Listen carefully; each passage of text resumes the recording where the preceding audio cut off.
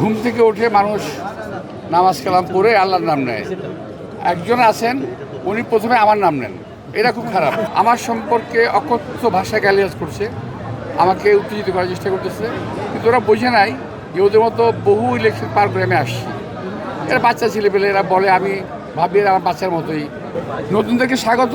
আমি আশা করব ওরা নির্বাচনী আইন কানুন মেনে প্রতিপক্ষকে আঘাত না করে যেন কথাবার্তা বলেন আর কি। এখন একজন প্রার্থী আছে, তার ঘুম থেকে উঠে মানুষ নামাজ কালাম পড়ে আল্লাহর নাম নেয়।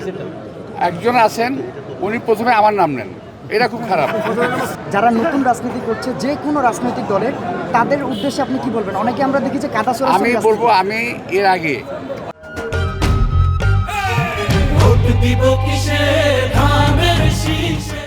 এর চাইতে শক্ত এবং কঠিন প্রতিদ্বন্দ্বীদের সঙ্গে নির্বাচন করেছি আমি, কিন্তু আমরা একে অপরের বিরুদ্ধে বিশুদ্ধার করিনি কখনো।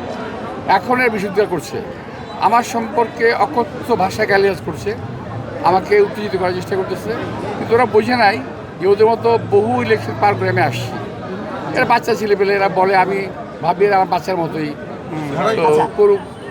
নির্বাচিত হলে সবার আগে কোন তিনটি কাজ হচ্ছে মির্জা আব্বাস করবে ঢাকা আসনে? ঢাকার আসন অনেক সমস্যা আছে, এটাকে সমাধান করতে হবে।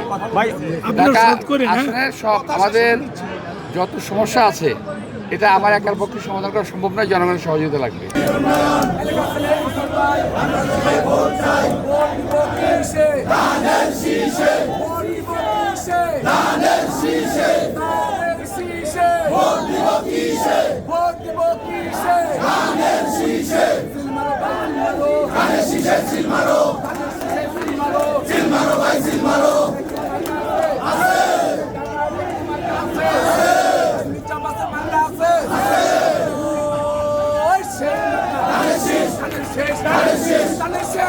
শেষ